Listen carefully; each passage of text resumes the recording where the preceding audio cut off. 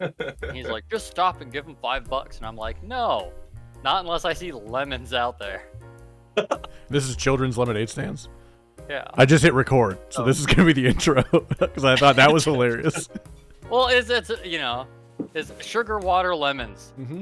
That's the only ingredients, but how you put them together matters. True. Sugar first. Right. I mean, you're just gonna hurt their feelings if you buy the lemonade and no thanks and throw it on the ground and walk away. No, you have to do the sugar and the water and heat it up until it's a syrup. Oh. And then cool it down. Add the lemons. Also, zest the lemons into the lemonade. It adds more lemon flavor with no sourness. Whoa. Picture the children's lemonade stand that back your business. Yeah. I don't. Like, is this simple syrup? Is this simple syrup? How much zest Where's is the in here? Yeah. Mommy. So I'm With like, milk, yeah. please. I'm gonna make a pitcher of lemonade, and I'm gonna slowly. Normally, I don't measure when I cook.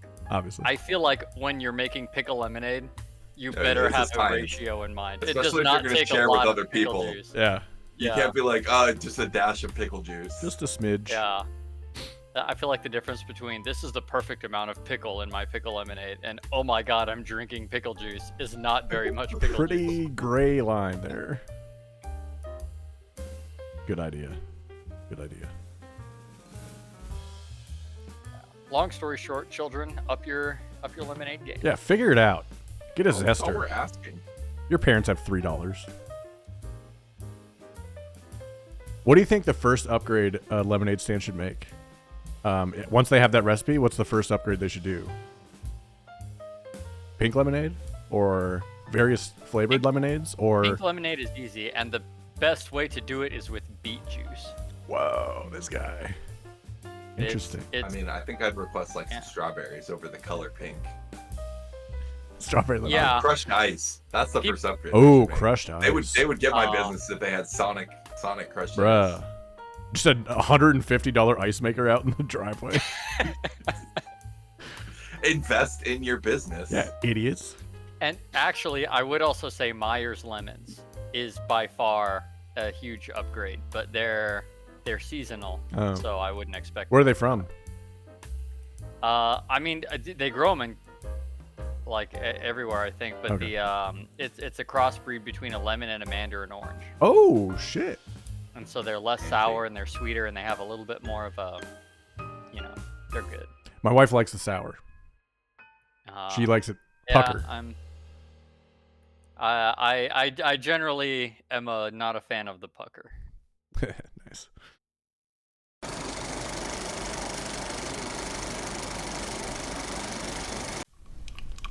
Hey everybody. Welcome back to another episode of Rum and Cinema. Today, we're looking at Heretic. This movie surprised me in a lot of ways. It's now streaming on Max, HBO, whatever dumb title they came up with in the next 3 weeks. Today, I'm joined by my guests, Nate and Jake.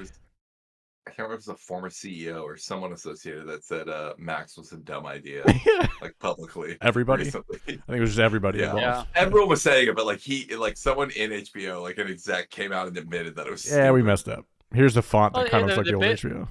Like the most positive feedback you can have on it is why. Mm-hmm. Yeah. Mm-hmm.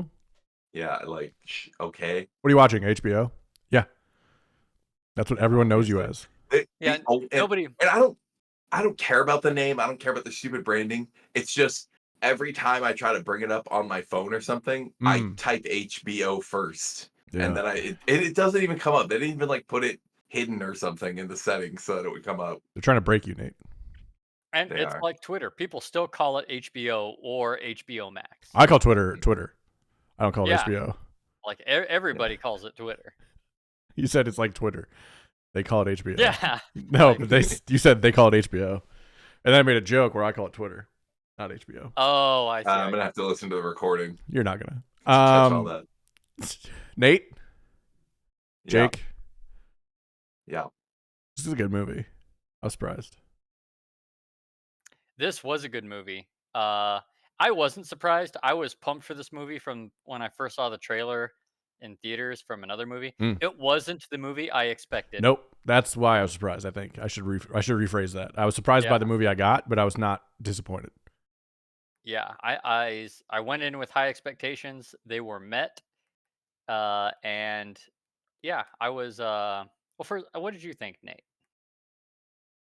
I was pleasantly All surprised. I didn't think the right. movie I didn't think the movie looked dumb, but it's also not what I expected. Like it didn't turn into, I don't know, like The Exorcist standard or like The Nun. horror. Yeah, Yeah. yeah, yeah. Yeah. Exactly.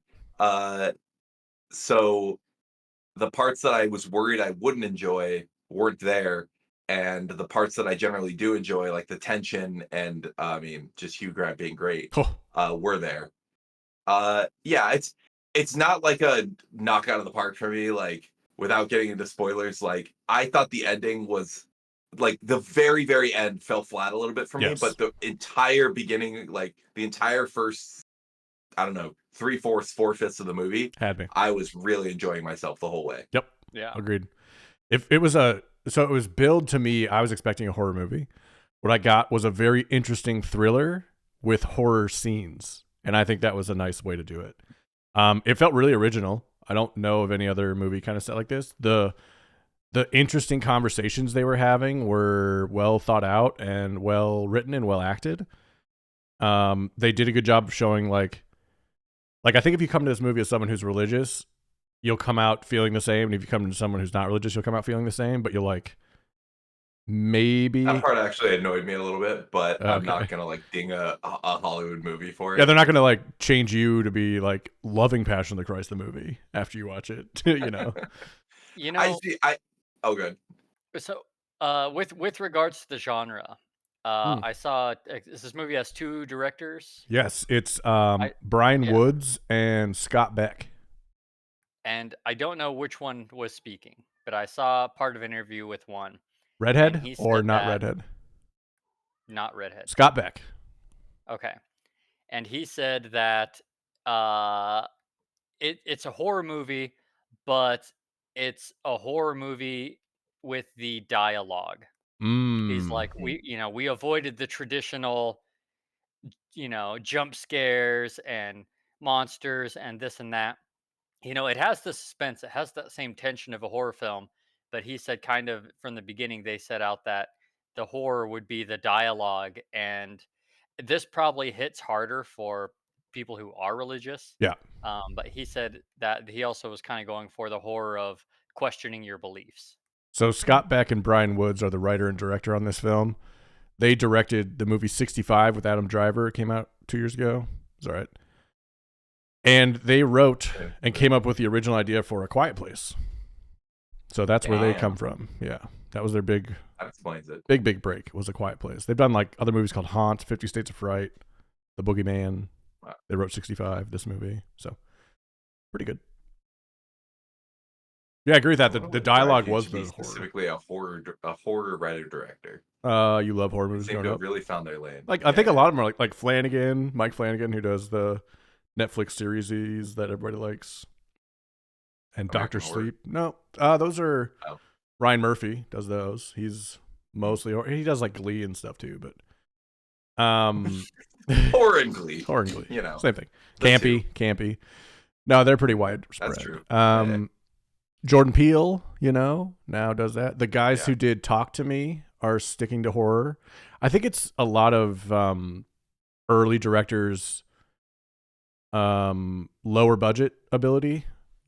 Well, yeah, that part is what I like. It's a am sellable aware script. Of, that a lot of directors, that a lot of them start with horror, Mhm. but they seem very. That's what I meant. They seem very committed. If they're like 10 movies in, and they did A Quiet Place. Like you think that would like, okay, now we can do whatever we want. And it's this apparently, Yeah. which is sick because this movie is awesome. That's what I mean. Yeah. So they were just like, horror is what we're about.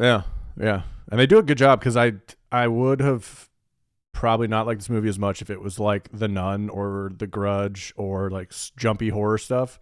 The talking tension was so tense, like it was really well done. Exactly. Like it was still gave you the feeling of tension. That's exactly what I mean. Like that's the stuff I'm expecting. Like I just roll my eyes at. Like either it's done perfectly and I'm actually scared, or I don't like it. Yeah. So like either way, I'm not like enjoying myself. Yeah. But yeah, this movie just did like the whole time you're on the edge of your seat, like uncomfortable. Yeah. Living the dream. This movie also had a lot of symbolism. I had to pause the movie in a couple spots. We went back to a couple spots, and I looked. One that stood out is early in the movie, the two girls. It's Sophie Thatcher, who you may know from Yellow Jackets, and the new movie Companion. She's the lead in that. And Chloe East, from The Fabelmans. They play the two main Mormon, the two Mormon sisters. Yeah, Mormon missionaries. Do Mormons have women missionaries? I don't know. I assume so because of this movie. Yeah. That's I've only seen it this I one. assume they would be honest. Yeah. Also, shout out South Park was mentioned in this movie. Awesome, Book of Mormon. Yeah. So I feel like they wanted to represent like the real feelings too, because that's what I've heard. That Mormons are like, yeah, it's actually pretty good. Yeah, I mean they advertise in the playbill. The Church of Latter-day Saints does. Absolutely. So Sophie Thatcher's character, Sister Barnes, is turning the. So let's go. Here we go. Spoiler time. We're going through the movie. So it starts off with we introduced to these two Mormons, Sister Barnes, Sister Paxton. Barnes is Sophie Thatcher, Paxton is Chloe East, and they're going on their mission to various spots. And they've been given a list from an elder who we find out later is Topher Grace. Hello? I didn't even recognize him on the first first appearance. Grayed out elder. And one of them is Mr. Reed's house, which is Hugh Grant. It's the first house that they go to, seemingly. They're harassed on the street by some teens, and there's some, camaraderie. We're introduced to the characters pretty early. We kind of see Sister Barnes as like the less naive of the two. Yeah. And Sister Paxton has not experienced in the world. Yes, Sister Paxton has not converted anybody yet. She's not baptized, I guess is what they use, the word they use. So she's very eager, wants to get at one, and Sister Barnes is probably here to help her out. So he goes over to Mr. Reed's house, Hugh Grant. They lock their bikes out front on the gate, and it's raining. And Hugh Grant, Mr. Reed, is just this charming older guy talking about religion, talks up a storm with him, gets him to come inside. And the sisters say, hey, your wife needs to be here in the same room as us. Okay. So Mr. Reed goes in the other room where his wife is cooking a blueberry pie, and he says, oh, she's shy, she'll come back out. But he comes back with Coca-Cola, it looked like, and like tea for himself or something. And they some kind of soda, sit down and have a conversation. And there's a nice candle that's lit, and the room is really kind of drab and brutalist style, I would say. You can kind of see through the hallway, and it's very similar. Yeah, I feel like the front room is it's not super uncomfortable. It's definitely kind of seems old fashioned, right? Yes. It kind of has that. It just gave me old people. Yeah. Like it's so you go into old people's houses and it's like, okay, maybe they think this is comfortable, but it's not. It's like stitched up. Right? Stuff that says like, bless this mess, like that kind of stuff. Yeah. So they start having an intellectual conversation about religion and the Mormons in specifics, and he asks them about I don't know how much of the dialogue I can honestly remember, and I'm not going to do it justice. So I don't know how much I can get into this, but the conversations were around like things that the Mormon church used to outlaw but now don't, and the reasons that they changed it, like multiple wives. What's that word? Polygamy. Yeah, it's like, I mean, it's hard to remember the beginning because he's honestly just like kind of making small talk and being pleasant. And then he just all of a sudden is like, I want to ask an uncomfortable question, and says like, what do you think about polygamy? And kind of like tries to see, he's like kind of testing them to see how they justify it. Yeah. And then he gives his feelings about it, which he just like totally tears it apart. Essentially. Yeah. He's like saying like he thinks that what's his name? The founder of the Mormon Church. Joseph Smith. Joseph Smith. Like was having John affairs, Mormon. and he created this doctrine by revelation to justify his behavior, essentially. Yep. Basically just like, if if you're a Mormon, I'm sure you have very complicated feelings about this, and if you're not, like, he's just totally calling them on their bullshit, Yeah. essentially. And I think every religion has something like that in their past. Like religions have been around long enough. Like Mormons is like the new kid on the block as far as like Christianity is concerned. So Yeah. they're early to the And game. yeah, And they still have skeletons in their closet. He's partly making, I think he's partly making the point that, like, all religions just change their positions on things that are socially unpopular. Yep. Like, he mentions that specifically, but yeah, I think it can be applied to anything. Well, for sure. Yeah. And the conversation continues, and Sister Barnes is Yep. Sorry, I was thinking, like, too, like, one thing I really enjoyed in the movie, in Hugh Grant's performance, is like those moments where it seems like he's very, I mean, he's obviously very passionate about the religion stuff, as we learn, and it's like cracks in his facade. That's the first time for sure that when he kind of gets into his rant, he starts having a bit of an edge. Yes. And I think it's when they go from like being like, oh, this is kind of weird, to being like uncomfortable. Yep. That's exactly what I was going to get to. Yeah. It's like they start very much asking to see the wife, and they really want to do, and so he goes out of the room to get his wife, and Sister Barnes starts to turn the candle. And we find out Sister Barnes wasn't born into Mormonism. Her dad died. Her mom joined Mormonism after trying a couple churches, and they like it. Sister Paxton's lifelong, always been there. Tons of kids, like that classic is the Mormon first family. uncomfortable question he asks is, "How does your dad die?" Yeah. But it didn't stick out to me as much because he doesn't like that one. He doesn't break his facade. He's not like mean. He's just like he just right away like is unafraid to like dig into it, I guess. Because she says her dad dies, and then he's like, "How did your dad die?" It's just like, yeah. I mean, it is like a knee jerk. Anyway. I mean, it's how I think. I would think that question like immediately, but I probably wouldn't say it unless I really knew the person. But especially not like that's the weird part. Like a door-to-door salesman. Yeah. So she turns the candle, and he's been saying the whole time his wife is baking a blueberry pie. She turns the candle, and I don't know if you saw this, but as she turns the candle, you can see like a skull in the candle. Oh, no. Yeah. So she's like turning in the candle. So there's the candle glass, and like then the wax behind it. It's in the glass. As she turns it, it's like backlit, and it's a skull for like a little bit. So as she turns it, blueberry pie scented candle. So alarm bells start going off for everybody, and now everybody's like, they build the tension. Scared. Yes. Not. Yeah. It was weird small talk, kind of creepy. What's he gonna do? We're fucked. So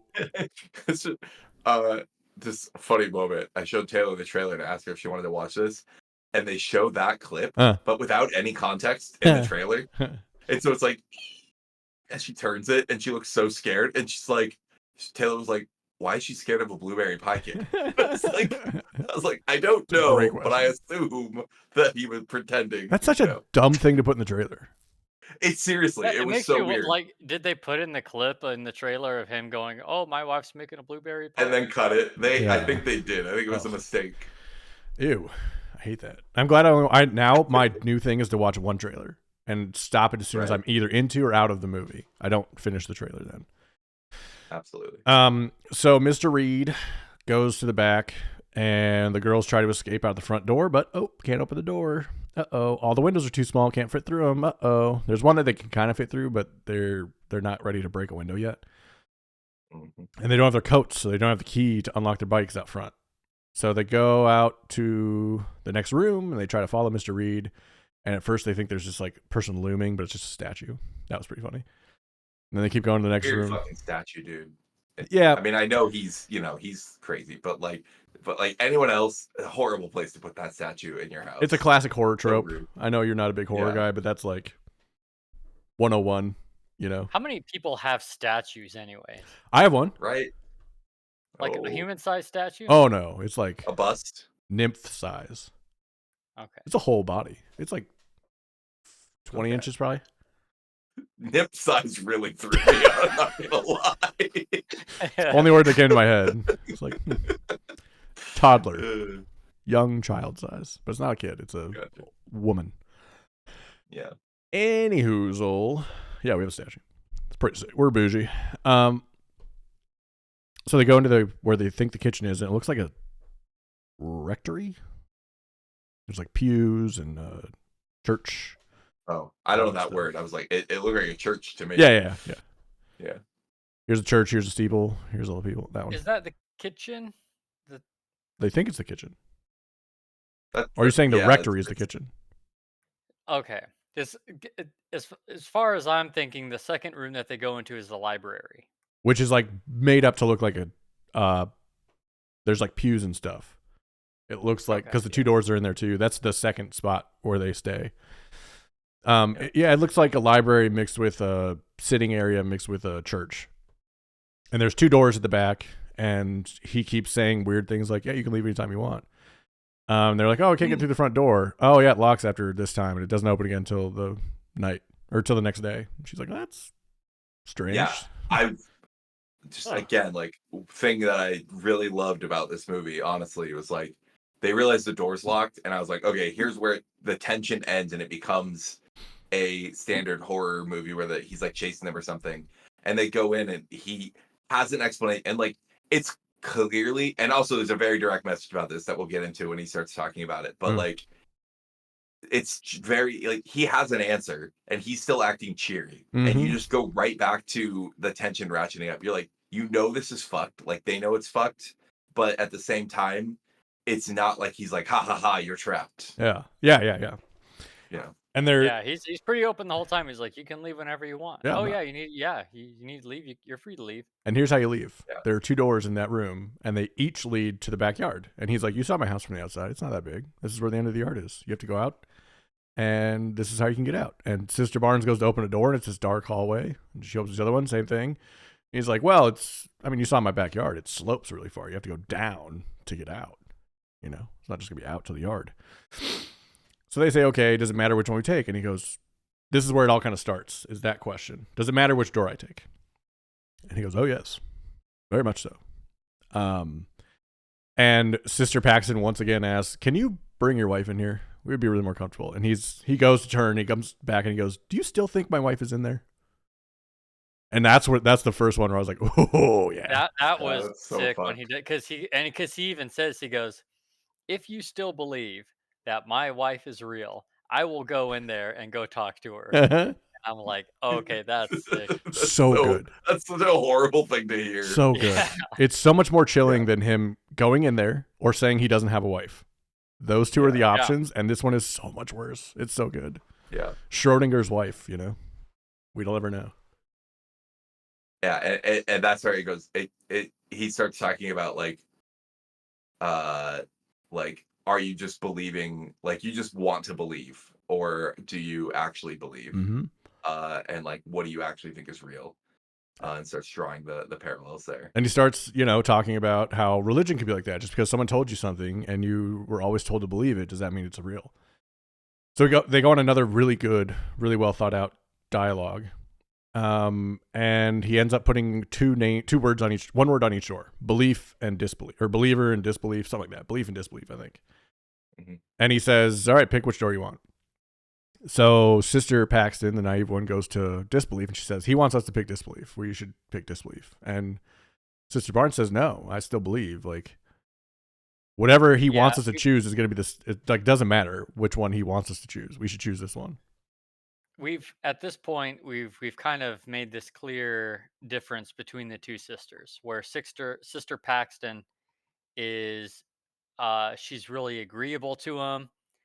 They're both scared of him, right? Yes. They both recognize the danger, and she's kind of opting more towards, okay, just agree with what he says and be nice to him, and and we'll get out of here. Whereas Sister Barnes is a lot more confrontational about it. Yeah. And she also, I mean, she's basically like, he's going to do what he's going to do. Like, so we just have to deal with it kind of situation. Yeah. There's a true believer. Like, this is whatever God has for us on the other side is what I'll take. Yeah. I did really enjoy that. As they start making the decision about the things, Sister Paxton, trying to be agreeable, says, like, this is a very beautiful room. Yeah. Like, did you build it? And he just immediately goes, my wife built it. It's like such a dick move. Yeah. I do I do think the way that each character reacts is so telling of how they came to Mormonism. For Sister Barnes, it was a choice, and for Sister Paxton, it was born into. And because she was born into it, she was just agreeing with whatever someone in power told her and went along with it, and that was her belief. Whereas Sister Barnes had a more like sturdy belief in the religion that she chose. So, you know, that was an interesting little parallel. So they go down the belief side, and they get to the bottom, and there's like a table, and is the lady sitting there? Not yet. No. Okay. No. There's a table and a chair. But it's clearly a very bad situation. Bad it's times. like a wet, dripping shaft. We're now in a dungeon-esque basement. Yeah, you're not getting out of here kind of basement. And then the door locks behind him, and he says, "All right, goodbye," or whatever. And then does the lady come down? Oh no, he's fucking creepy. Oh yeah. They're halfway down, and like he's standing there behind them, and then they're like, "Okay, we're gonna go," or like doesn't keep going, and he just like silently shuts the door and walks away. It was that's it. Can you walk us out? I think is one time they said something. that. Yeah. So they're in the basement. I don't really remember what order this happens, but does he come down and then the girl comes down? To them. Okay. He's talking to them through an intercom. Oh yeah. There's like music playing because he plays the song. He plays the song and he's like, "This is like a song that you know," and then he's like, "No, it's Creep by Radiohead. Like redid it." And then there was another one that like Lana Del Rey redid that and like got sued. And he talked about the game Monopoly and like how there's like all these kind of, and then here's like, your religion is this kind of Monopoly. He does this whole thing. It was really good. I was gonna say we kind of skipped over the forgot that part like derivative religious part, but I was like cool with skipping because I don't think we can do it tons of super justice without just repeating it word for word. Yeah. Like if you're interested in seeing like the best I don't know breakdown in the movie, just watch the movie. Yeah, look up the Monopoly scene if you just want to see that part. But honestly, the whole if you don't like horror or thriller at all, skip as soon as they go downstairs. But everything before that's really interesting conversations. Yeah. So they get downstairs. Again, I can't remember what order. I think it's like, he doesn't come down. He's talking to them, like you said, through the pipe, and then a lady comes down, and she sits at the table. He says you're going to witness a miracle. Yes. And then the demon just comes downstairs. Prophet. He calls her a prophet. The prophet. Well, your first impression, she walks down again, is like, oh, it's real horror movie supernatural time. Yeah, like robe up. Slouched. Yeah, well, and their first reaction is like they're scared, and then they're like, "Mrs. Reed," right? They're like, "Oh, this is the wife." The wife. And that's kind of what I thought. Again, like but then it's like, okay, he keeps his wife in the dungeon. because she brings the pie. Yes, that's why you think it's she comes and drops this nasty looking pie on the table. Yeah, and then goes and lays down and like puts her arms behind her back. Yeah, but behind I don't think that's a normal brain. Absolutely. She was like, I am ignorant weird. of. Yeah, it was her arms behind. Ugh. It was weird. It looked. They made it seem like it's something that a human could conceivably do, but they made it seem like she was like contorting her limbs and like transforming into something insane. And just again, like assemble. Yeah. You do find out later why she does that though. Oh yeah. Do you? I don't actually remember that. I'll tell you when we get there. Okay. Yeah, I missed it. Foreshadowing. So she eats the pie, and he says, "There's poison in the pie, and she's going to come back to life." And she goes poof, face down into the pie. She's dead. He asks the girls are freaking out. He tells them to check her pulse. She has nothing. She's dead, gone. Yeah, and he's saying that they're going to witness a miracle, like that. He's telling them that they're. Like he's explaining what's happening. He's like, I want you to witness the miracle. I need witnesses. Yep. So he's taking notes fervently, like timing everything. All right, this time we did this time. So it's like, oh, okay, this isn't the first time he's done this. He's kind of like experimenting and like tracking this. So he goes downstairs and she's dead. Or does like the kids go upstairs after that? There's some reason the kids go upstairs. I think there's the knock. So she's dead. Right. The elder shows up at the door asking about them, and so he walks away and they're trying to figure out how to escape, so they go up to the edge of the stairs to scream when he opens the door. And then they realize that's not going to work, but they see the matches on the rug, so they're trying to pull the rug in to get the matches to light a fire, smoke pretty signal. weak plan, but they're desperate. Yeah. Like, Yeah, I Taylor was like, "What are they trying to accomplish?" I would just I lit was like, "I don't know. just light They're the house on scared." fire. Like, yeah. You're down in the I was basement. like, I was like, a quick death, I think, is the goal at this point. Yeah. No, because they said their plan out loud, and even then it was dumb. Because No, I know. It was just a their dumb plan. intercom is a pipe. It's not like an actual intercom. It's a Right. metal pipe that's transferring sound. But it only goes So to they the were next thinking- room. They thought it might go to the Yeah. roof. Yeah. Yeah, so they were thinking. Oh, I see. okay, No, they were going to yeah. fill that room with smoke. That was going to go behind him, and then Elder would see. Ah, okay, I Yeah. get it. Yeah, so the elder would see the smoke filling the next room. Ah. Yeah, it's a weak plan. That's a lot of fire. It's fine. It's though. it's a lot of fire. Desperation. Yeah. Exactly. Like what what else What is would you? their plan? Yeah, exactly. So they come back down, and the dead lady's sitting in kind of a different position now. Her head's kind of like turned into the pie instead of straight in. And Sister Paxton points this out later, and the lady comes back, and she says, I had to put subtitles on. I couldn't understand what she was saying, but she was saying something about like, basically, this isn't real. It's a simulation. We're in a computer. He said, I saw a conductor, clouds, not heaven. Yeah. Yeah, it was like, she not said real. clouds that aren't clouds. And then the last thing she said was, it's not real. It's not real. Which, later on, what is she actually saying? Mm-hmm. You know what I mean? She's saying, this isn't real or this isn't real. So now the girls are basically being told that this is the prophet and that we're actually the only true religion. That's what Mr. Reed's whole thesis is I found the only religion, the only true religion. He's searched them all. He has Korans, he has Book of Mormons, he has Holy Bibles, he has Torahs, thank you. Yeah, which seems like he basically tells the story from the beginning, like mentioning that he's done a lot of research, etc. It seems like he's being genuine in that part, like that he wanted to find out what the one true religion was, and like researched every religion and went deep down the rabbit hole. And I think he did, and he went insane. Yeah. Yeah. I don't think he was like the whole time they're having their debate. I think he was being honest. I think he's being honest the whole time. Yeah. I think the whole time he thinks that she's the prophet, despite the trickery we see later. Mm. Bum, bum.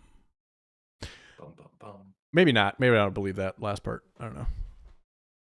Yeah, well, we'll get into why the ending felt like kind of a letdown soon enough. Yeah. So, now he's saying, look, I can bring someone back to life, and now one of you needs to do it too, so that you can see and you can know what the truth is. And Sister Barnes is like, I had a near-death experience. All she explained was what a near-death experience is. So you're just going to try to kill us? Yeah. And he goes, yeah. She said, I saw the exact same thing, essentially. Yeah. And Sister Barnes earlier gave Sister Paxton a little knife, like letter opener, and told her, if we say magic underwear, fucking slice this dude.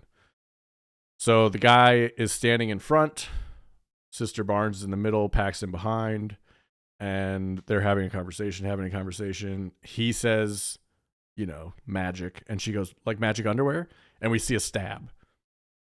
But it's Mr. Reed box cutting Sister Barnes' throat.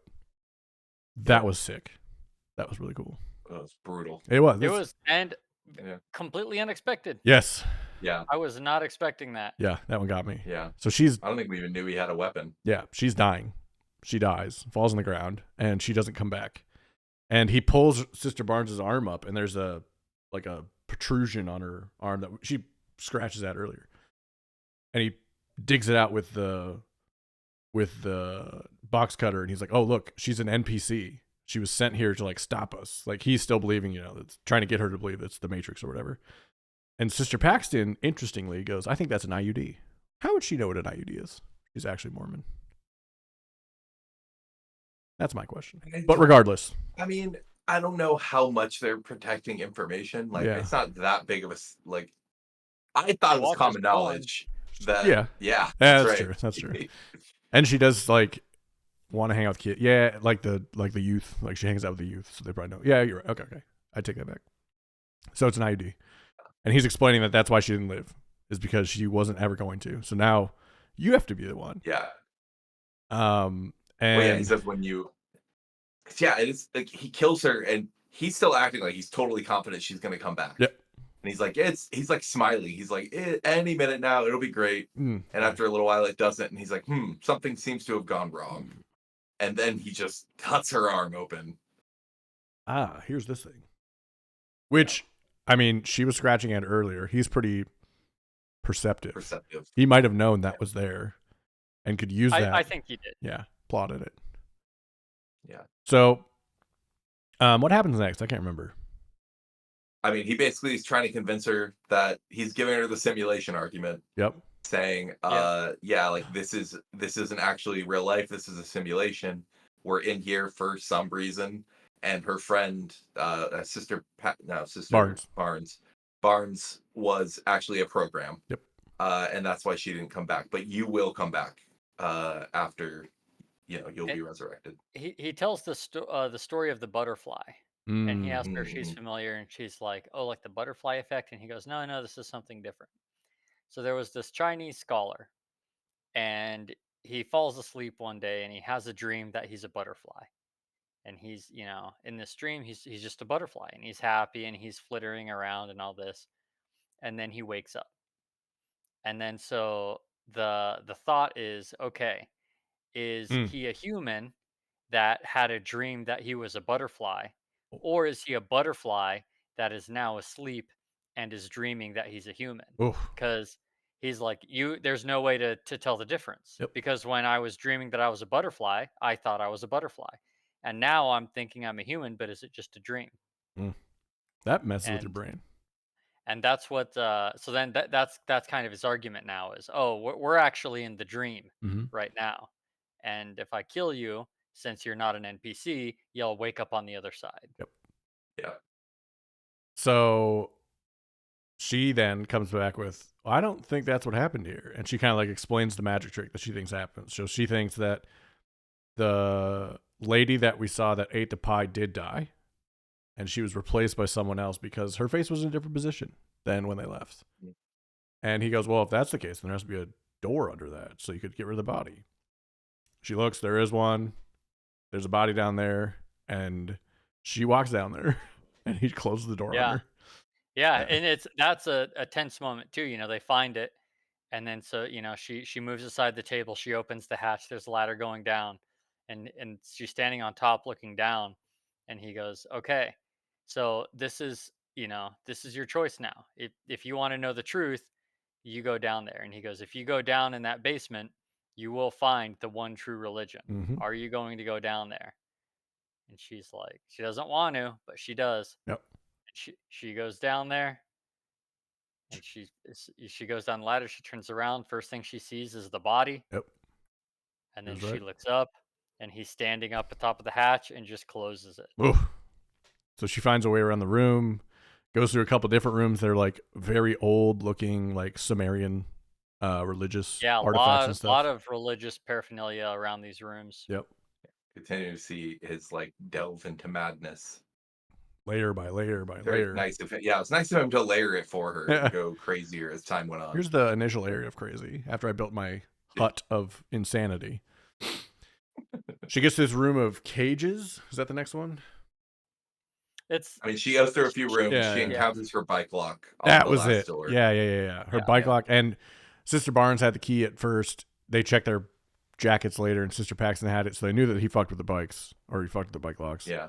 So she opens the bike lock. So again, like, how did you know I was going to live and I was going to be on with the key in my pocket? And, I thought for a minute Sister Barnes was in on it, and it was all to set it up to get Paxton out of Mormonism. But that was not the case, as we find out later. Brutal. Yeah. So they go through, and she runs into these cages of women that we can now see are like the ones that come out and do the trick. They're kept in cages. They're like younger looking, so they're probably people just like Sister Barnes and Sister Paxton were. Got captured, and they're all in there, and he goes on like how you break somebody. Basically, it's like you take everything away from them, and like you're their god is essentially what he's doing. yeah. So yeah, he comes in. The room is like kept near refrigerated, Mm-hmm. right? It's Mhm. very cold, and he comes in, and they have their final I would say, like, intellectual dialogue, and Sister Paxton lays it all out and says, almost kind of like a detective style. And she's like, "When you first went to check snacks, you were gone for a long time, and when you came back, your hair was wet, Mm-hmm. so I knew you had been outside." The So what he the, did was the he got rid of the bikes so that way yeah, when Elder Kennedy came by, he wouldn't notice the bikes were there, so he never thought they were there. Mhm. and then she's like, "You you put the key in my jacket, so you knew that I would be the one to get to the door." And she's like, "So basically what I've learned here, your one true religion is you designed everything here. I'm not here by my choice. I'm here because you made me choose things that would lead me to here. So you believe that the one true religion is control." Mm-hmm. And he's like, "Yes, you nailed it." Bravo. And he talks about, I knew everything you were going to do, this and that. And she goes, it might have been one thing. And then yoinks him with the fucking mail opener. And Abby pointed out, rightfully so, God damn it, every person in a horror movie, hang out and make sure you kill that motherfucker. Like, don't just run Oh away. yeah. Do some more Yeah, stabs. yeah. I get Yep. it. I get it. Flight or fight, you know. You quick fight and then flight. And Yeah. the whole movie up to this point, she has been flight, right? Yes. Yeah. Sister Barnes wanted to fight and be Mhm. argumentative. She's the one who first texted, "Should we run?" She's, her entire instinct this whole time has been just get away. Appeasal and Yeah. run. Appeasal and run. Yeah. So she revolts, changes character, and runs up to the top of the stairs and gets out into the living room area and breaks through. Oh no, she gets up to the basement where Sister Barnes's body is, and Mr. Reed shows up. Right? He just kind of shows up. There's a confusing scene to me Uh, where she seems to run into the main room, yeah. but she's like Yeah. lost.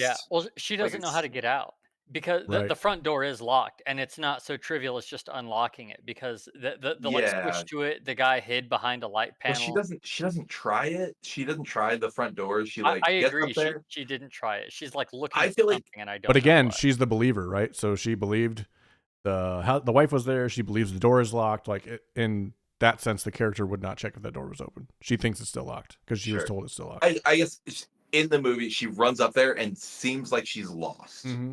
And there's the whole thing. I feel like something was cut from this movie because there's the whole thing with the he has the model of the house with the maze, like the Yeah. hidden stuff. It seems like I feel like they're gonna do more with that, Yeah. and they kind of got lost at some point. So I feel like it's just a weird artifact of that. Like there was supposed to be more of a maze aspect or something Mm-hmm. to the movie. Yeah. But Pans. anyway, she's Pans all trying over. to escape. She ends up back in the dungeon room Bum, bum, bum. with Sister Barnes. Who's dead? Yeah, But she's in a different position than when they left her. is she? Yep.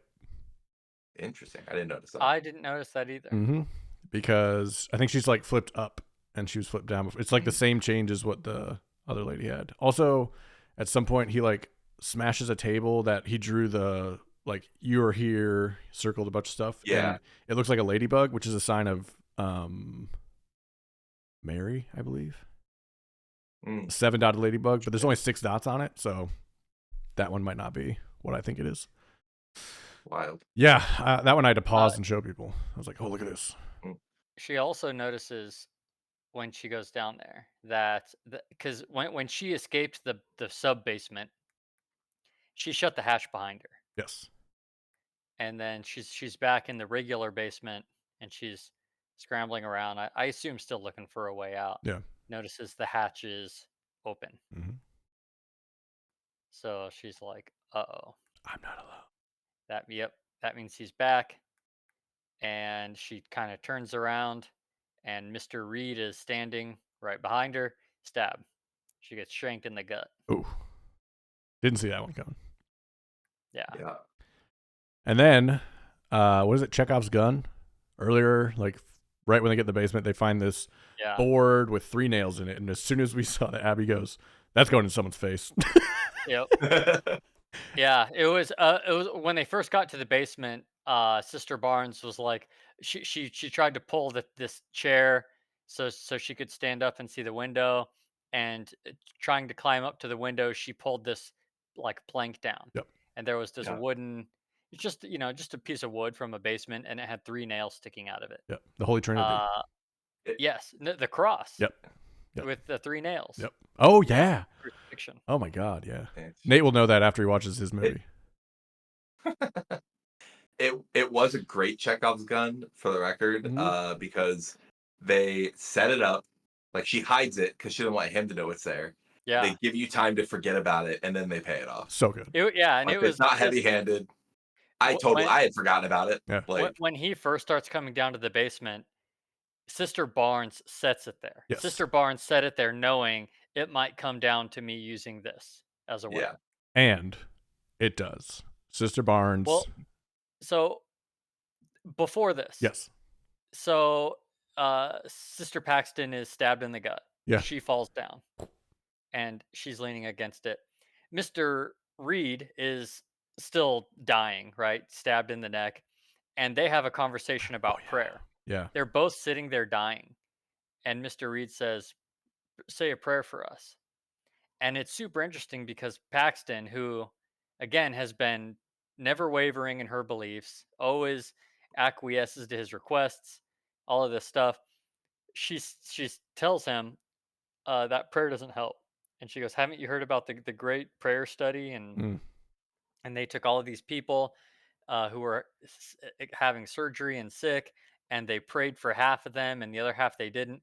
And the results are conclusive. Prayer doesn't make a difference. I just think it's so nice how we know it doesn't make a difference, but we do it anyway. We do it for each other. Yeah.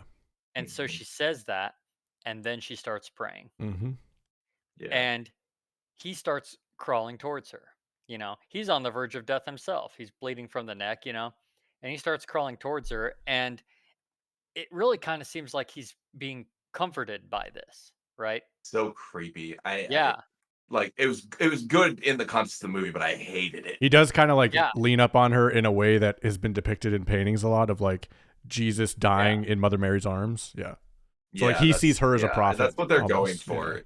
Yeah, And yeah, so in he's his he's own like weird religion. nuzzles up against her, like into her shoulder, but then he takes his knife and he holds his knife up to her throat, and that is when all of a sudden, bash, Whack. he gets his head bashed in by none other than Sister Barnes, who is wielding Oh. that that club with the 3 nails in it from earlier. Yep. And he's dead, Dead. Dead. and so he falls over. Sister Paxton is shocked. She doesn't know what to think. Just mouth agape, like She thinks a miracle happened. I doesn't was get a gonna say chance she to was say, witnessing a Yeah. miracle. She witnessed a yeah, miracle. Yeah. Uh, and she doesn't get a chance to say a word, and then Sister Barnes drops dead again. Yep. And earlier in the movie, Sister Paxton said that she always told her family that if she came back, she would be a butterfly and she would land on your finger, not on your hand, not on your palm, on your finger. And earlier in the movie, we saw a butterfly, another Chekhov's gun. And Sister We Paxton, saw a butterfly trapped in the house, unable to fly out. It was mm, stuck in the window pane trying to get out, and it couldn't. yep. And that gave Sister Barnes get it? horror from the beginning. That started it. So Paxton escapes through the little window that they see at the first, where they have like, now they have more time. She can break the window, and then she goes out into the snow or the rain and the wet, and a butterfly lands on her finger. Is that how the movie ended? Is that right where it ended? Yes, So that's where it ends. Okay. the butterfly landed on her finger, Yeah. and then it cuts to a different angle, and the butterfly's Yeah, not that's there. it. Yeah. That's it. That's it. Mm. So you get one last little fuck. Yeah. So, Heretic. What do you think? I think a phenomenal movie. Same. I think, yeah. The genre was, it was a horror movie. It had all of this tension, but there was really just the one jump scare, right? Yes. Of when the prophet's suddenly behind him, Yep. Yeah. and it's, there are some Even other that, they did shocking it moments, slowly. but They True. did it like it was you knew it, and it was a slow pan around her. Like it yeah, wasn't some like. yeah, it wasn't a cheap I scare. mean, yeah, and you still don't know what's happening. So like, it could have been a like, but Yeah, she just like it. It's even then they like subverted a little bit because she just like gives her prophecy and then gets led away. Yeah. Like she's Oh, actually harmless. the reason that the prophet is, like, bent over weird like that is because she lives in a cage. Yeah, she can't get up. That's what I thought you were gonna So, Oh, say. yeah, Yeah. so I don't think the prophet can stand up straight. Nope, not anymore. So, mm, like, even when she walks, she's hunched, and then when yeah, she has a chance to relax, she curls That's all up she can because do. that's how her body is. Yeah, it's like a that's fair. classic torture technique. It's like it's a box small enough you can't lay down or stand up. You have to be somewhere in between at all times. It's just like the worst. Yeah, I gave this movie a 6 out of 10. It's my number one horror movie of the year so far. nice. 6 out of 10 seems low. I would I thought so as I was looking back at my list, but I couldn't put it at 7 alongside like Dune or Nosferatu. well, Dune is too low. A Real Pain. I couldn't put it next to A Real Pain. So I left it at 6 because Smile 2 I has also a 6, but this one's a better 6. Yeah. What did you give it, Jake? I'd probably give this an 8. Hmm. I really enjoyed it. I love the levels of symbolism. Oh And yeah. here's what I'll say. I think the ending is ambiguous. Mm-hmm. I think actually she's probably dead. Oh. Um, and Oh, so she died when she she got uh, she stabbed. hallucinated Sister Barnes, or I think it is intentionally vague. One, whether mm, she's alive or dead, and two, if she is dead, I think it's vague when she died. I Mm-hmm. think a lot mm, about the ending is vague, and normally that really bothers me in a movie. But I think here it's very thematic, It's the point right? of the It's all movie. this Yeah. question about faith and yeah, Yeah. everything. Do you believe or not? Yeah. So when she gets out, she is what she's experiencing is exactly what the prophet said happens when you die. Yep. And it's all white and there's clouds that aren't clouds and she walks out what and are the all of a clouds that sudden aren't clouds? I'm not doubting. I just don't remember. yeah, she said there are clouds that aren't clouds. Mm-hmm. And when No, she yeah, I'm walks saying what. out, is there's a bunch of she's just surrounded by bushes and trees and everything is so covered in snow Yeah. Looks that like clouds. everything Oh, I looks like see. I see. clouds I around see. Yeah. her. It's I it's see. all pure white. Hmm. The butterfly thing is weird. Yep. Yeah. That could be something that's just kind of in her head. So Yeah. she might be in that basement dead. Or that last view that we saw was her getting unplugged, and it was like the last thing you see on your computer before you turn it off, kind of thing. Mm, Um, it's I really buy that because everything after she was stabbed seems miraculous, right? Yeah. yeah. Like Barnes coming back, Mr. Reed getting stabbed the way he did and not anticipating it because he anticipated everything. Her escaping, that also, and the butterfly. Yeah, I really like that explanation, and I think that's cool because that's kind of the point of the movie is like I could see it and believe she made it, and you could see it and believe she didn't, and we could talk about it, and then Yeah. And as that same interview, the director said that that was the intent. nice. He wanted an ending that was ambiguous, that lined up with the themes of the movie, and he said that exact same thing. He wants people to be able to watch the movie and have a discussion about what they believe the ending was. Damn, Mm. that's sick. What a great. All right, 7. The intent behind that is so The cool. uh Also as she was escaping, um they show for the first time, and I don't know if it wasn't there cuz this is after I think she's dead. Sure. Mm. I don't know if it was there before and we just didn't see it because of angles, or if it wasn't there and it's only there cuz she's dead. But there's a big poster on the wall of Dante's Inferno, Mm, the map of We the layers 7 of, layers of we hell. did see that before she yeah. died. I remember And it. that's her going down Yep. right Mm. into the different basements. Then there's all these weird rooms in the basement, and the last layer of hell is a frozen wasteland where you meet the devil. Holy shit. Mm. And that's the last room, is that refrigerated room with all the cages where Mr. Reed reveals Oh, he did that shit on purpose. himself. Yeah, Yeah. that's sick. That's really cool. I was gonna say you could both take that as the movie symbolism and as him purposely doing that. Mm-hmm. Because Mm-hmm. Yeah. obviously he knows Dante's Inferno. Nate, what'd you give it out of 10?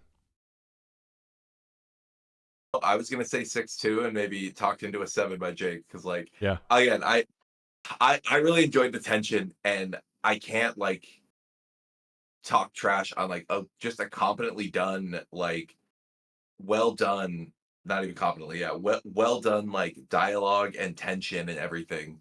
Like, you know, any movie that does that without me rolling my eyes at it at this point is a good movie, Yeah. like above a 5 for sure. Yeah.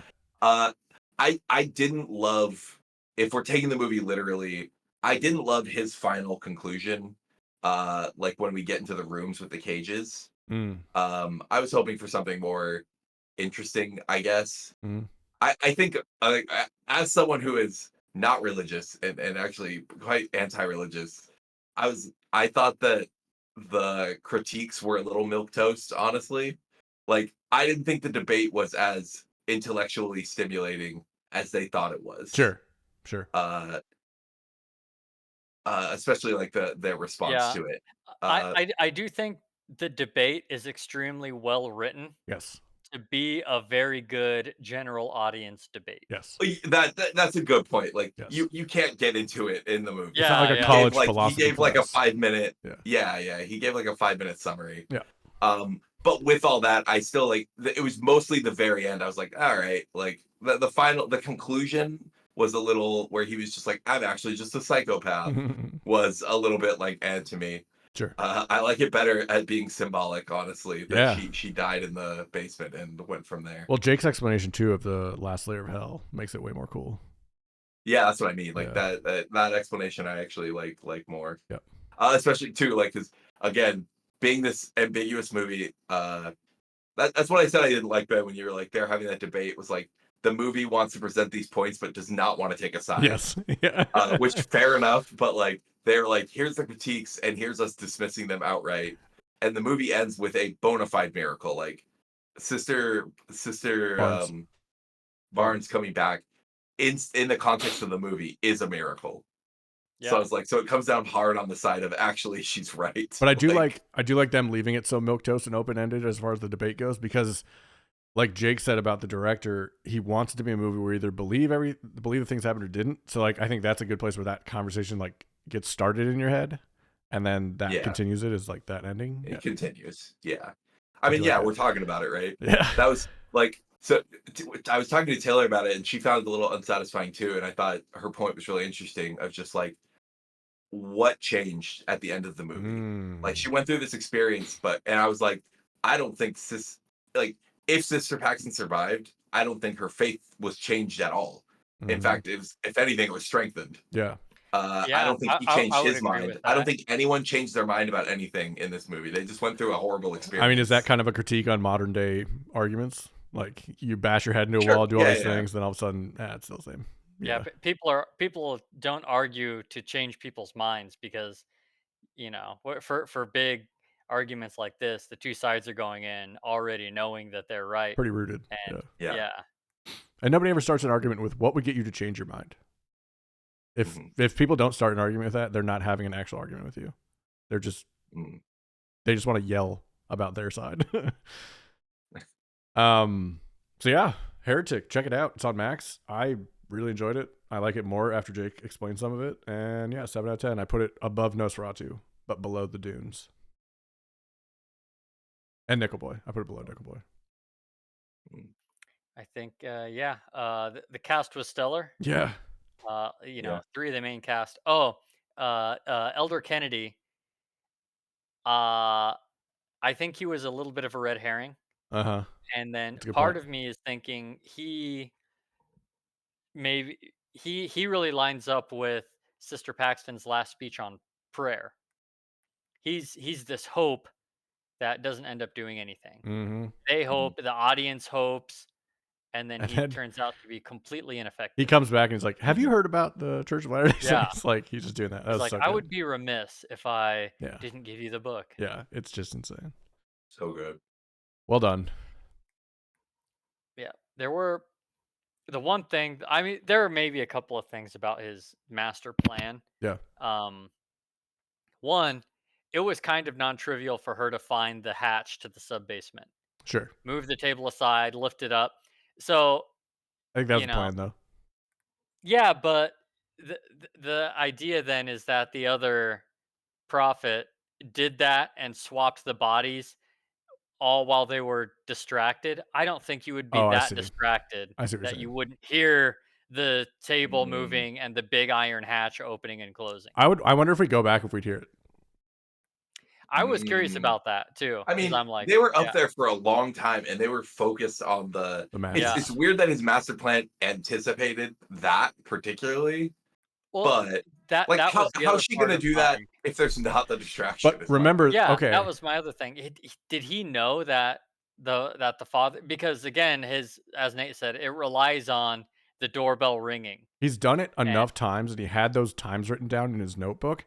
I think he knew when that guy was going to show up. ah, He's like fine-tuned it. This is like the 10th or 11th time he's probably doing this.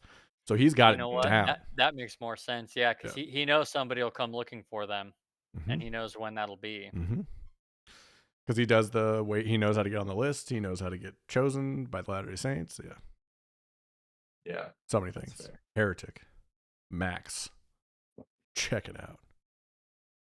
So the game today, it's called Unlucky Number 7. You give me one of the 7 deadly sins: wrath, pride, gluttony, greed, lust, and sloth. That's 6. Pride. I said pride. Wrath, He pride, said, "Ralph, gluttony, greed, hey, we lust, can do this." sloth. Damn, I missed one. Anyway, Avarice. what was that? Greed. I said that. Greed. Wrath. Wrath, pride, gluttony, greed, lust, and sloth. Envy. Envy. Okay, we're not doing envy. Don't know why. I forgot. And I give you various clues about a movie that fits that sin. Wait, you mean you made a list and your list had 6 and you didn't I was count gonna the say, list? not that you forgot a particular one. It's that you were like, 6 is good. I had ChatGPT give me what the 7 deadly sins were, Oh and it my gave me god. 6. I was brainstorming with ChatGPT before the podcast started. What's ChatGPT trying to get us to forget about? Envy. Envy. Or I just skipped it in the multiple Oh lists. yeah, don't be jealous, human. So I'm going to give you various clues about a movie that fits that sin. You have to give me the name of the movie for 1 point, up to 3 actors for 1 point each, and 2 points if you can name the writer or the director. But 3 strikes and you're out. And you have to give a guess after every 2 categories. There are 7 categories I will give you of Okay. clues. You don't have to know anything about the clues. I'm just going to give you 7 of them because they're the 7 layers of the movie. Hell, get it? Listen, I made this because Jake had to get a pickle lemonade and he was a little bit late to when we usually start. I had time to make this game. Otherwise, it was going to be a stupid. When you give Ben time to think. It was going to be a chain game where like I have to say a movie and then you have to say someone that was in that movie in a different movie and then you have to say someone that was in that movie that was in a different movie and then we go all the way around until someone gets out. So you're welcome. Maybe. Let's do it. Maybe. Okay, so Nate lost last time, probably. So which of the 7 deadly sins that I only have 6 of do you want to pick? All right, just be clear. The movie represents it, or the movie has the word in it? Represents. Just represents it. Mhm. Greed. Greed, he says. Okay, so I have the clues written down. Nate knows what the last one is. So every 2 of these, I'm going to give you one, and if you want to guess or not, I'm going to give you another one that you have to guess. Okay. All right. Number 1. And we're getting points for guessing the movie. Up to 3 actors and 2 points for writer director. Okay. All right. This movie is based on a true story. That's your first category. I mean, That's your first clue. gotcha. I want another clue. Okay. This movie I'm ready to steal. came out in the year 2013. Never Now I mind. need to guess. Is it? So that's long enough. Is it The Big Short? It is not. That's strike 1.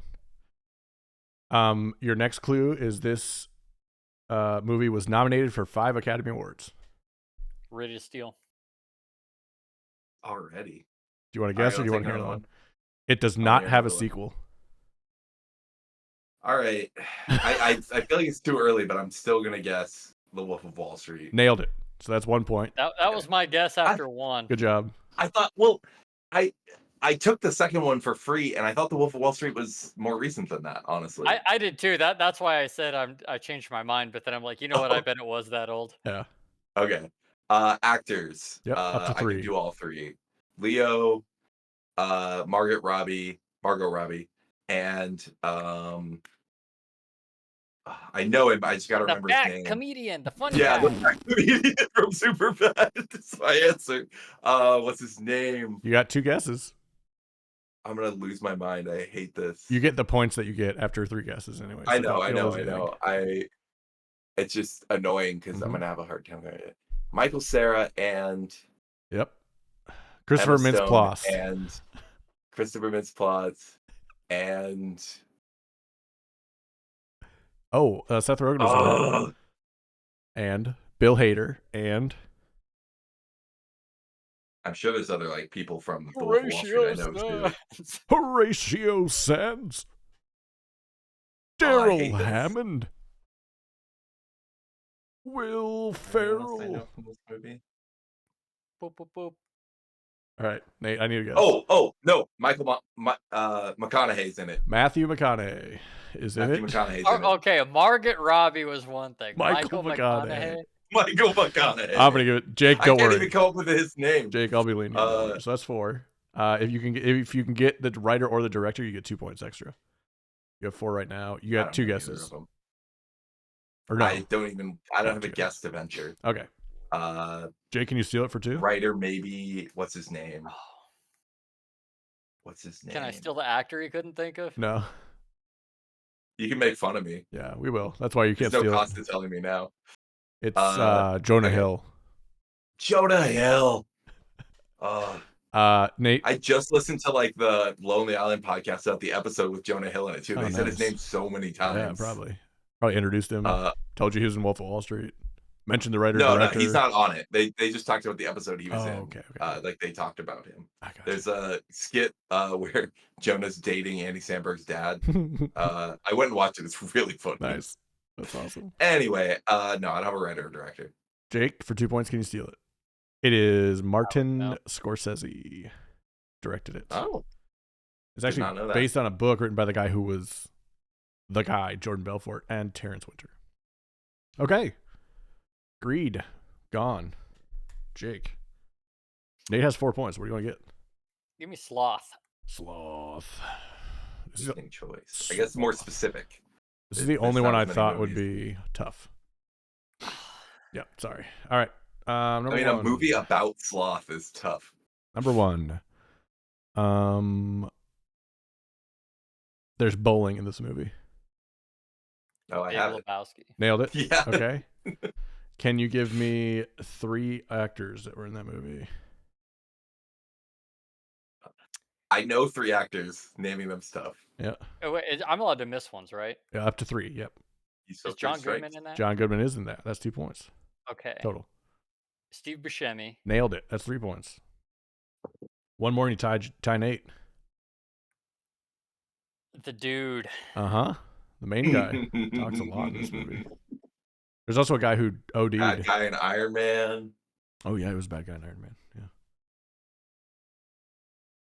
The other guy is in Twister and was a bad guy in Mission Impossible 3. Never seen. I don't know who that is. Impossible 3. Can you get the writer or the director? For 2 points. No, I'll say Spielberg. Okay. Nope. One more guess if you want to do it for either one. You have 3 points right now.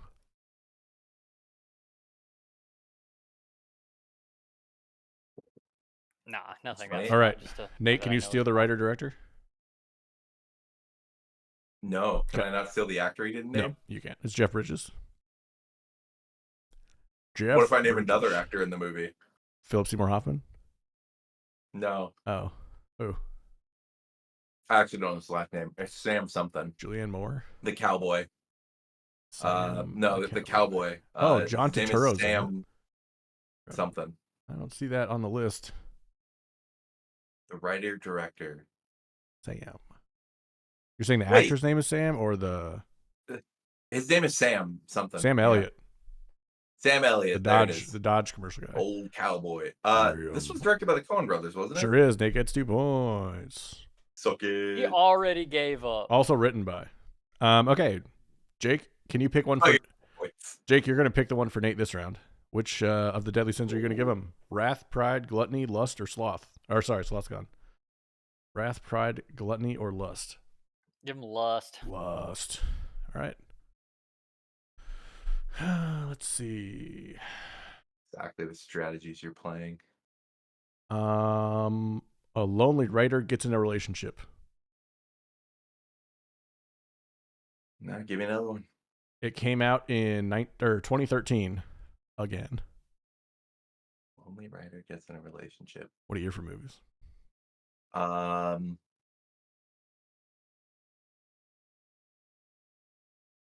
Forgetting Sarah Marshall? Nope. Good guess, though. Do you want to guess again, or do you want to hear another one? I want to hear more. It won 1 Oscar. Do you want another one? No idea. Yeah. It does not have a sequel. All right, I need another guess. Lonely writer. Lonely writer. And the theme is lust. 2013. And lust has really thrown me with those two together. Mm-hmm. Like, lonely writer.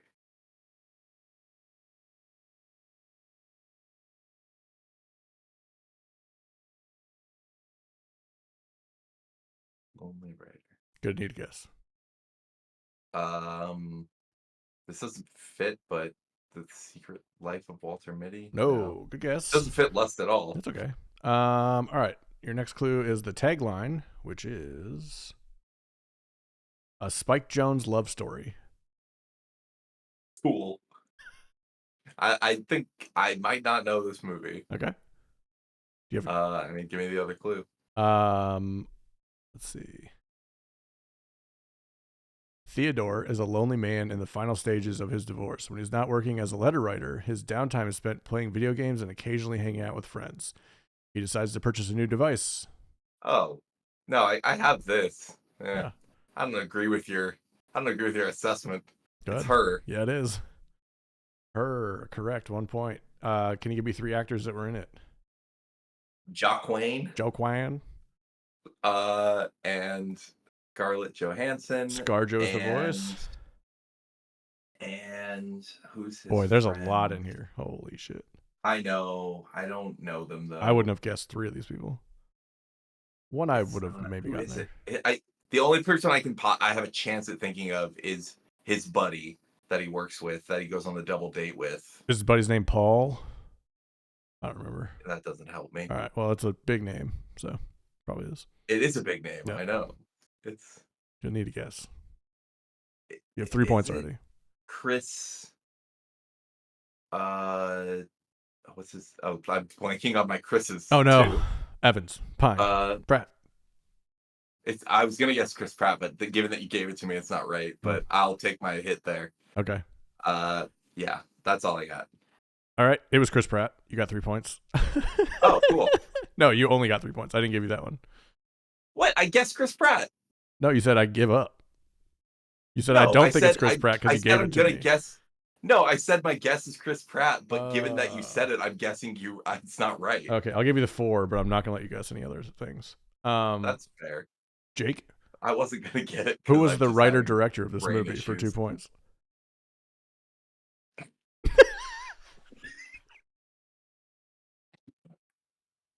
What? I don't get it. His name has been said already. Oh, this is gonna become a new theme. Oh, that's not fair that you told him that. Honestly, he has to. Okay. He has to. I gave you the actor's name. That's what he gets for not paying attention. Yeah. You're zoning out because I was like, I haven't seen her. Okay. So I tuned it out. Spike Jonze. That's possibly one of my favorite movies. Spike Jonze. It was a Spike Jonze romance. All right, lust is gone. Nate, gluttony, pride, or wrath for Jake? Which one is he getting? You're up 10-3. Gluttony. Gluttony. All right.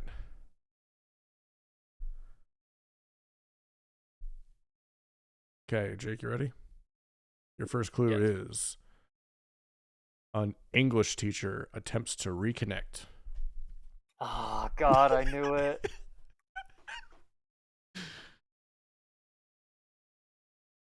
I can't remember the name. We did it on the We podcast. sure did. Do you want the year it was released? That's your next clue before you got to give me a guess. That won't help. It's 2022. I am going to need a guess. Hunger. Hunger. Nope. Good try. I know what you're going for. The next one, it won 2 Oscars. Do you want another clue? Yes. It does not have a sequel. All right. Okay. Go ahead and give me your guess. The Whale. The Whale. Nice job. That's 1 point. Oh yeah. Can you give I me? should have thought of that. Can you give me 3 actors that were in that movie? I couldn't even. I gave you 2, but that's it. I can name 1. Okay. I can't. Brendan Fraser. Nailed it. And then I don't remember anyone else in that movie. Sadie Sink from Stranger Things was the daughter, and Hong Chow played Liz, his friend. That's right. Yeah. She was in something recently that I really liked. The Menu. Yeah, she was the maitre d' in The Menu. Okay. Can you get the writer director for 2 points? Or director, either one? Spielberg. Nice. One more guess if you want it. I don't know. Okay, that's a good guess. Nate, do you know it? Either one of them? I don't. Written by Samuel D. Hunter, who I believe wrote as a stage play first, and directed by Darren Aronofsky, who you may know from such films as Black Swan, Requiem for a Dream. No, not Black Swan. Wait, did he? Hold, please. The Whale, Mother, Noah, Black Swan, The Wrestler, The Fountain, Requiem for a Dream. That's cool stuff. So, 2 points. Jake has 5. Nate has 10. Last round before any tiebreakers if needed. This round, since Jake is losing, he gets to steal after every guess of yours, Nate, but only the point that you went for. Nice. Cool. Nate, do you want Wrath or Gluttony?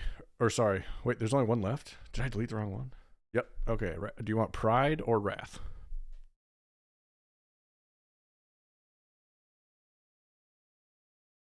Pride. Good choice. This is a movie I've been meaning to rewatch. It probably will soon. Okay.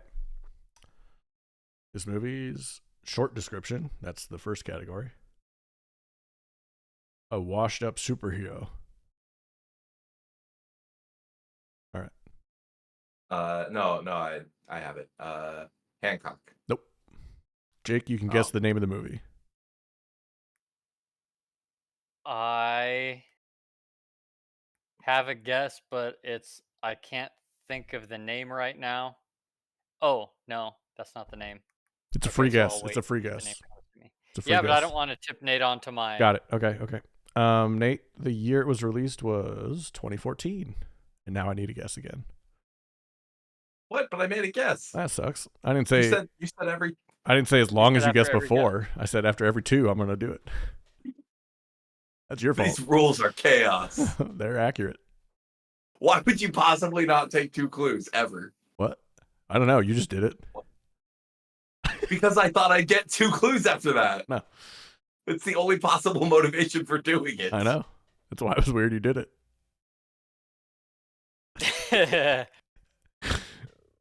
It's so frustrating. I know. Isn't this the best? All right. A washed up superhero. Yep. And it came out in 2014.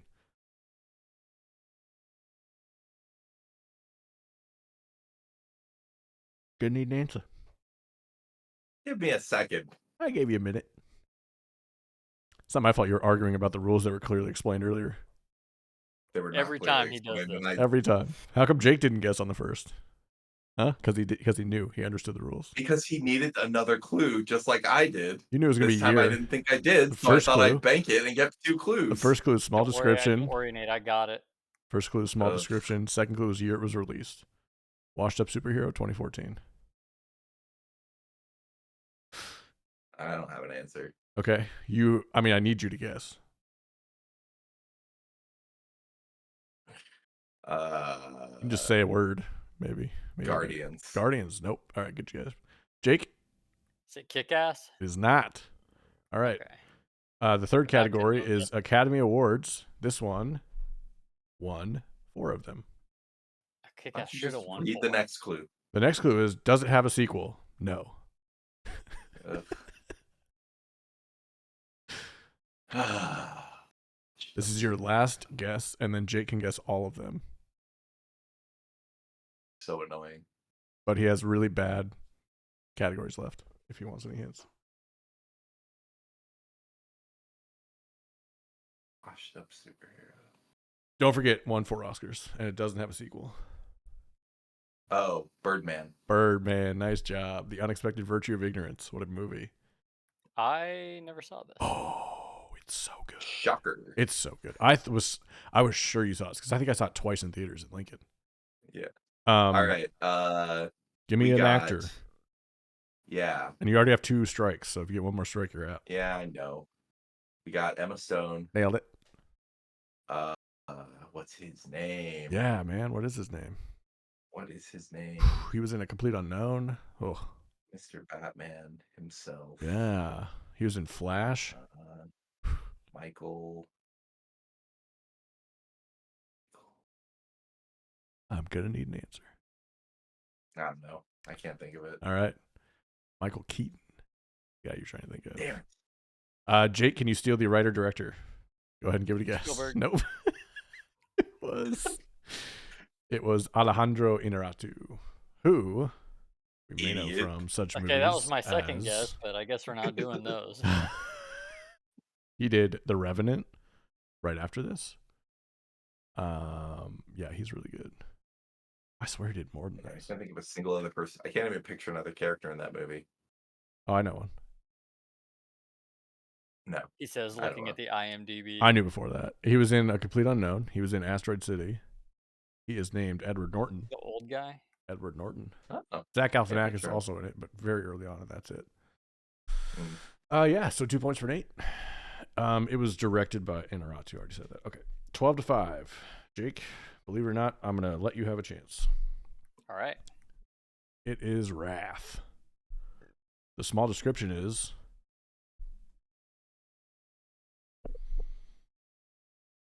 a dog goes missing. A dog? Mm-hmm. Sorry, a dog is killed. Let me rephrase that. John Wick. Nailed it. That's 1 point. Can you give me up to 3 actors that were in it? I can give you up to 1 actor I that can was give you exactly one. Okay, go ahead. Keanu. Keanu, yep. Can you give me the writer or the director? Yeah, I couldn't either. I'm not gonna lie. No, Nate, can you? It's not Chew, is it? No. That's a good guess. It was Okay. Chad Stileski and Derek Kolstad. It's actually, I think, Chad Stileski's first directing credit. He was the stunt coordinator on The Matrix, I believe, before that. Yes, he was. You know what's funny is... Would you, for the actor, would you have taken the guy who plays Reek? Nope. Oh, interesting. Oh, yeah, he's the one who killed the dog. Yeah, he's the Russian yeah. son. I would have, now that I think about it, yeah. Willem Dafoe was in it also. I have seen, Really? of the John Wick movies, about 30 minutes. Oh, they're so good. They're just fun. And so that is all I know of First one John is Wick. very good. Is that his dog gets killed and he's pissed. Yeah, he is. But the second and third, I like watch for the fight scenes. Yep, that's all you need. But the first one is so good. First one's awesome. Like start to finish. It's a good time. So Nate won. Nice job, Nate. 12-5. Way to go. Or 7. I think you had 7, Jake. Yeah. Thanks for listening to the episode today. I'd like to thank my guests, Nate and Jake, for being here. If you're new here, you can follow us on Spotify, Apple Podcasts, anywhere else you get your podcasts. If you do get it through Apple Podcasts, please leave us a review. If you're watching us, hey, be sure to like and subscribe here to our YouTube channel, youtube.com/@RumminCinema. We're going to leave you, like always, with something to watch next. I just started The Studio on Apple TV+. I forget. Seth Rogen's, like, it's like one-ish shot. And it's about a person who takes over a movie studio and like how that works. And like apparently studio execs have been calling Seth Rogen and going, this is scary. And it's giving me PTSD at how good this is, like how well portrayed it is. And it's so funny. It's just like how stupid it all is and how funny it is. Like Bryan Cranston plays the owner. And he's like, we need to make a movie about Kool-Aid. and It's unbelievable. You need to go watch it. I think 3 or 4 episodes are out right now. Amazing. The Studio, Apple TV Plus. Nice. That's The Pit and The Studio are our 2 favorite shows of a long time, and we don't want to miss any episodes, so they're really good. Jake, do you have a suggestion? Yeah, not a new suggestion, but this last weekend I saw in theaters in 4K Princess Mononoke. Oh, I know it's a movie that would, makes all our lists and all, so it's yeah. nothing new. But I've I stopped playing it. I'm like, I haven't seen this actually in a long time. I've never seen it. Did Oh my we I did we know. talk about that? I went and saw that too Oh, in IMAX. cute. Your was yours right before the bracket that we did, or was it after? I think so. I was like, it was like 2 weekends ago. I don't remember the Nice. podcast dates. Okay, It was yeah, last yeah, last Saturday. that's right. But yeah, because you had yours on your bracket, and you were like, I actually just want to Yeah. try this. Yeah. Yeah, yeah. Nice. So, yeah, yeah, same. It was, I think I So last good. saw that when I was literally 13 or something. I don't even remember. Dang. That's It was a awesome. long time Yeah. ago. Still I'm holds up, like, huh? okay, yeah, There's some adult holds up. themes in there It's to so to good. Keep you living. That's great. Thank you. good. Nate, got anything for the people? I have nothing new Oh, because you've stolen wait, all our also time. Oh, pickle lemonade. Oh, hell That's my yeah. suggestion. Everyone go to God damn it. Popeyes. They have a limited edition pickle menu. Get yourself a pickle lemonade. Let's go. Don't listen to the haters. Don't listen to people who hate everything, right? Nate. I'll wait. When Jake figures out the recipe, I'll try it. Speaking of Nate, what do you want to recommend to us? Well, I was to say, we started watching The Pit and we're obsessed. We're 3 episodes Oh, in, I think. God, it's good. It's so good. So that's all we're watching when we have time to watch stuff. Hell yeah.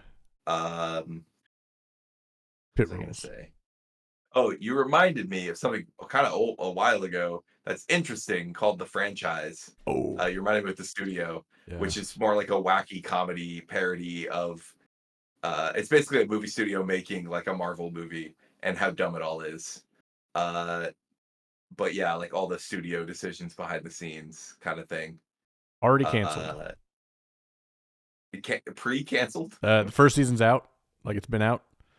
The franchise. And they canceled. And they canceled it. Yeah, and they canceled it. Yep. Gotcha.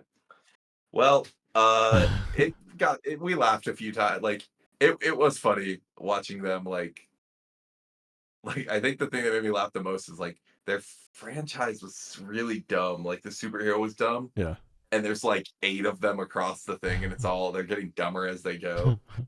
It was pretty funny. That's awesome. But yeah, mostly like them just exactly how you were saying, like probably a little more grounded, parroting like how dumb movie executive stuff is behind the scenes, like parroting them like they're literally like planning like movie cross references for like MCU-ish stuff and just like how dumb it all gets. It's so awesome.